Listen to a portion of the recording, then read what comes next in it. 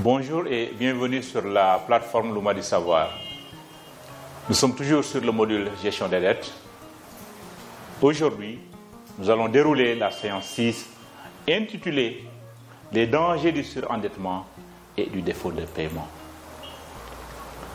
À la fin de cette séance d'apprentissage, vous pourrez reconnaître le comportement qui mène au surendettement et au défaut de paiement. Vous pourrez identifier les éventuelles conséquences du défaut de paiement. Mais vous pourrez également identifier les questions à poser et à répondre face aux tactiques de vente agressive des prêteurs. Peu d'entre nous pensent que nous avons assez d'argent pour nos besoins de base, pour l'éducation de nos enfants et pour les autres choses que nous voulons. Et beaucoup d'entre nous ont des entreprises que nous voudrions développer si seulement nous avions l'argent pour investir. Nous pouvons emprunter de l'argent pour combler le déficit dans le capital, mais nous devons être prudents par rapport aux autres dettes, par rapport aux dettes que nous avons. Si nous n'empruntons jamais, nous pourrions ne jamais progresser. Mais si nous empruntons trop, nous risquons de ne pas pouvoir rembourser. Mais je vais d'abord vous poser une question. Qu'est-ce qui peut pousser au surendettement? Qu'est-ce qui peut pousser au surendettement? Pouvoir emprunter facilement chez plusieurs prêteurs en même temps peut vous pousser au surendettement. Emprunter chez un prêteur pour rembourser sa dette chez l'autre peut vous pousser au surendettement. Emprunter plus que votre capacité de remboursement le permet peut vous pousser au surendettement. Surestimer sa capacité de remboursement pour obtenir un montant de prêt plus élevé peut vous pousser au surendettement.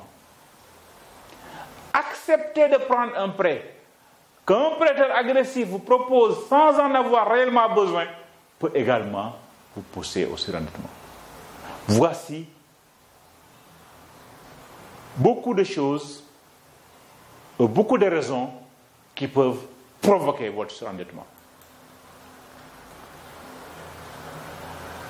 Mais que se passe-t-il si une personne emprunte chez un prêteur pour rembourser un autre? Que se passe-t-il si une personne emprunte chez un prêteur pour rembourser un autre? En finale, elle manquera à ses engagements pour l'un ou plusieurs de ses prêts. Un ou plusieurs prêteurs peuvent venir chez elle pour la recouvrer. Elle sera connue en tant que mauvaise emprunteuse et perdra sa capacité à emprunter.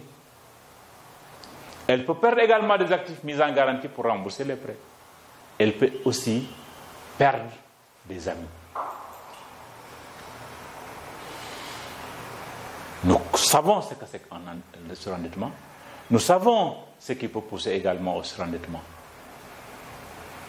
Mais quels sont les risques d'avoir plus de dettes que vous ne pouvez les payer? Quels sont les risques d'avoir plus de dettes? En résumé, quels sont les risques d'avoir plus de dettes que vous ne pouvez les payer? Vous pouvez perdre des amis, vous pouvez perdre des actifs, vous pouvez perdre votre solvabilité, vous pouvez perdre votre crédibilité. Quelles sont les manières alors d'éviter les défauts en premier lieu? Écoutez bien, c'est très important. Quelles sont les manières d'éviter les défauts en premier lieu? Empruntez seulement la somme d'argent que vous pouvez vous permettre. Si vous ratez un paiement, assurez-vous d'être honnête avec le prêteur à propos de vos ennuis, de vos problèmes. Obtenez des conseils auprès du prêteur, de votre famille ou de vos amis sur la manière de rembourser votre prêt. Réduisez certaines dépenses pour rembourser vos dettes. Considérez des améliorations à vos pratiques en affaires pour vendre plus de produits et de services. Mais faites du remboursement des dettes votre priorité financière numéro 1. Alors, comment maintenant une personne peut finir avec trop de dettes et avoir des défauts de prêt? Autrement dit, comment arrive-t-on au surendettement? Comment arrive-t-on à avoir des difficultés à rembourser vos prêts? Vous pouvez aller chercher davantage de prêts. Donc une personne qui cherche davantage à avoir plusieurs prêts, mais parfois la situation est inversée. Ce sont les agences de prêt ou les agents de prêt qui vont chercher des emprunteurs. Souvenez-vous, les prêteurs gagnent de l'argent sur chaque prêt et certains d'entre eux sont très agressifs dans leur recherche d'emprunteurs et de prêts supplémentaires. Parfois, ces prêteurs offrent des taux spéciaux et des modalités attrayantes pour attirer de nouveaux clients. Ils veulent que le client potentiel pense qu'obtenir un prêt est une tâche facile et accessible. C'est important ce que nous venons de voir.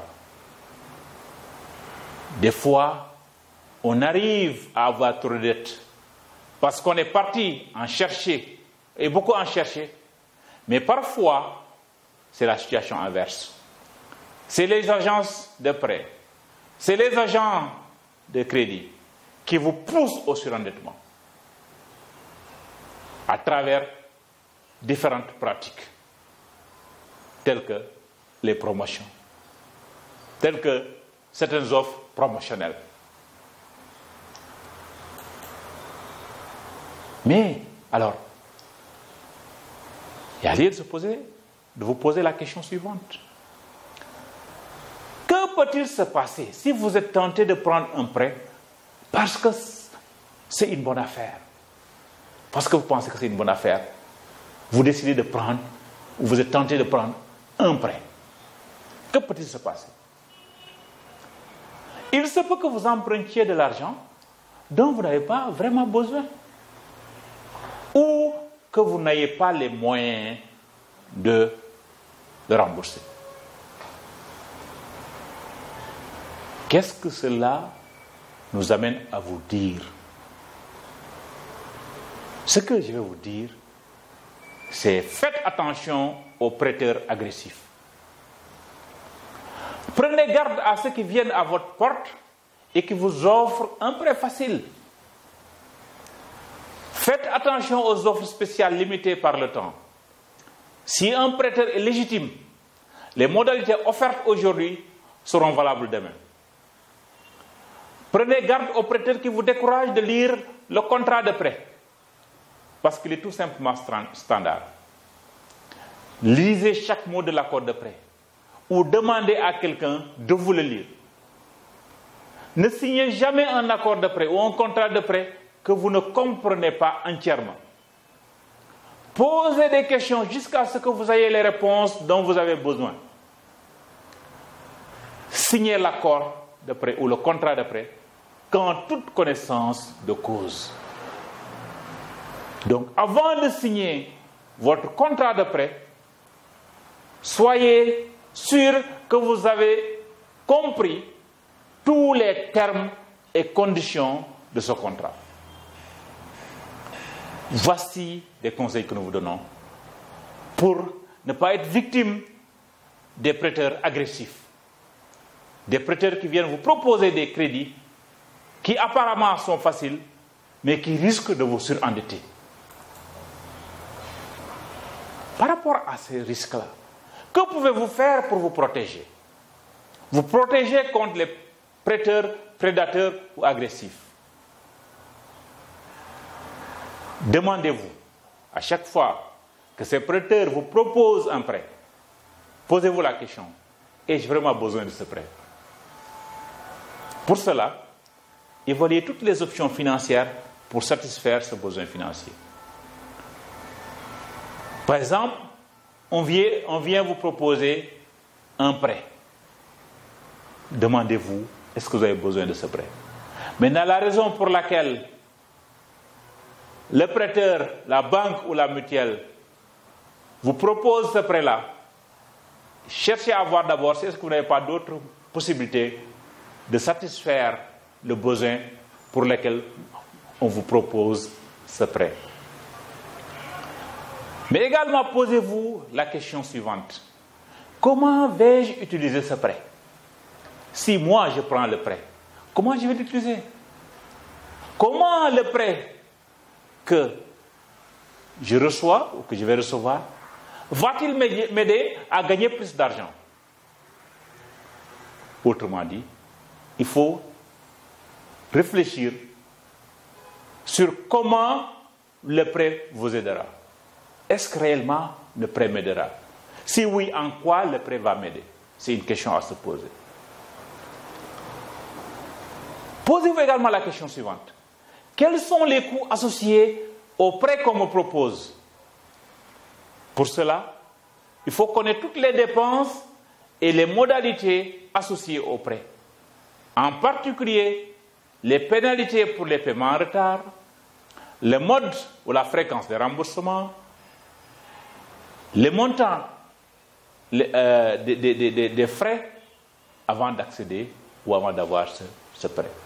Donc, tous les coûts directs, il va falloir les identifier, les évaluer avant de prendre le prêt. Mais également, posez-vous la question suivante. Je me suis posé la question, est-ce que j'ai besoin du prêt?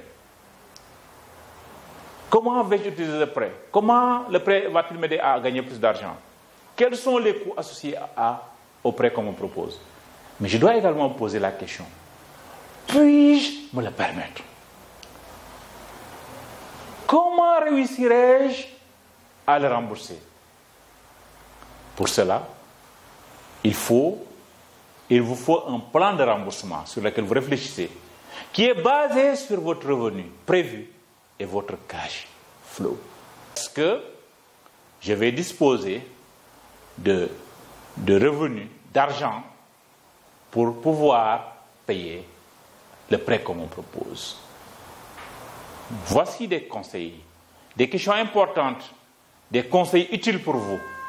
Et à chaque fois que quelqu'un viendra vous proposer un prêt, n'oubliez jamais de vous poser ces questions pour vous protéger.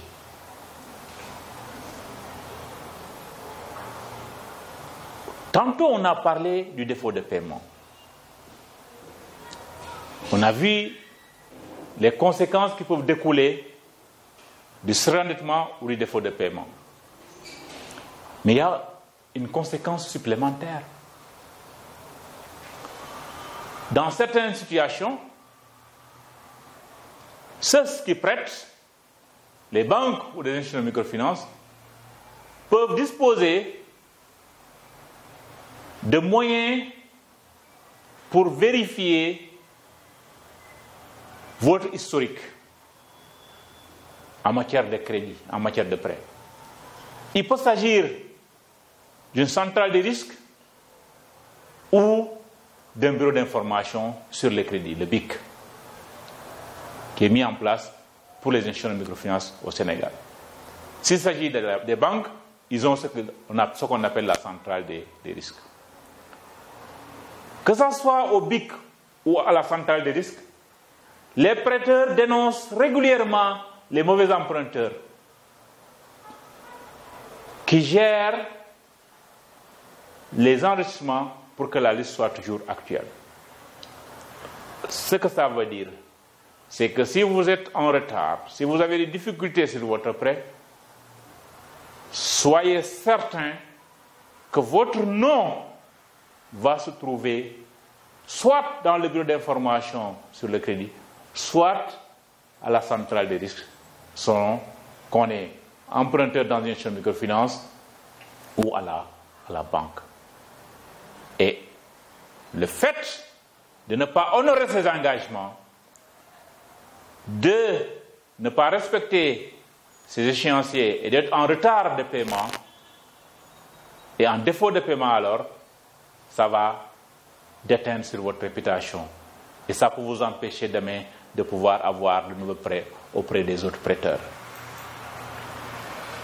Ça, c'est une conséquence qui est importante à vous signaler parce que beaucoup de personnes ne savent pas qu'en empruntant à gauche, à droite, que quelque part, il est suivi.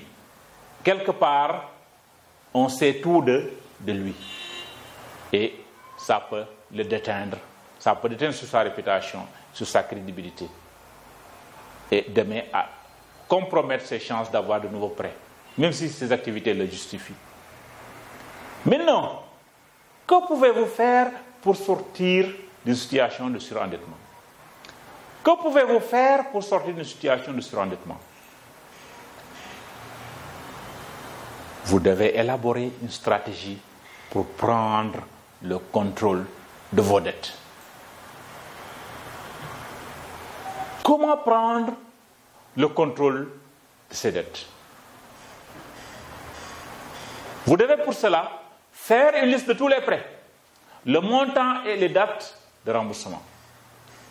Vous devez payer le montant minimum dû pour chaque prêt. Donc, considérez la possibilité de consolider tous vos prêts en un seul prêt. Mais attention, ça ne se fait pas n'importe comment. Il faut d'abord s'assurer qu'on a les capacités requises pour faire cette consolidation de prêts. Mais également, est-ce qu'on a un prêteur qui peut me permettre de faire de la consolidation de prêts? Ça, c'est une question également qu'on doit se poser. Donc, c'est le cas échéant. Donc, il y a des conditions préalables avant d'adopter cette possibilité-là de consolider vos prêts. Comme conseil, utilisez toute espèce supplémentaire pour rembourser en premier le prêt le plus cher. Aussi, au remboursement total du premier prêt, continuez à appliquer le même montant de remboursement au prochain prêt. Ça veut dire quoi? Vous avez fini de rembourser votre prêt. Continuez à épargner cet argent-là comme si vous aviez un prêt. Mettre de l'argent de côté pour des remboursements réguliers du prêt. N'attendez jamais que l'échéance de remboursement tombe pour chercher à gauche et à droite l'argent nécessaire au remboursement du prêt. Chaque jour ou chaque semaine, sur vos revenus, vous devez épargner. Chaque jour ou chaque semaine, vous devez chercher à épargner pour préparer votre remboursement. Cherchez également des manières de réduire les dépenses pour libérer un peu plus d'argent pour les dettes. À retenir, emprunter de l'argent est une sérieuse responsabilité. Quand vous pouvez choisir parmi beaucoup de prêteurs, il peut paraître facile d'emprunter à plusieurs en même temps. Et cela est le cas. Jusqu'à ce que vous ayez des ennuis et ne puissiez pas rembourser votre prêt. Nous connaissons tous le malaise que nous ressentons quand quelqu'un ne nous rend pas quelque chose qu'il nous a emprunté. Mais un prêt implique un contrat légal entre le prêteur et l'emprunteur. Être en défaut, non seulement crée un malaise entre l'emprunteur et le prêteur, mais cela porte des conséquences sérieuses qui peuvent prendre des années à surmonter. Sur ce, je vous remercie beaucoup d'avoir bien suivi cette importante séance qui a porté sur les dangers du surendettement et du défaut de paiement. Nous avons défini ce que c'est que le surendettement, qu'est-ce qui peut amener le surendettement, qu'est-ce qu'il faut faire pour éviter le surendettement, et au cas où ce sont les institutions, les agences de crédit, de prêt, qui viennent vous proposer, vous avez également des conseils pratiques à travers des questions que vous devez vous poser. Bref, vous disposez à présent de conseils, de connaissances qui, appliqués, vous permettront de vous prémunir du risque de surendettement. Merci beaucoup et à la prochaine séance qui va consister à faire une conclusion sur le module gestion des dettes. Merci et à bientôt sur Luma du Savoir.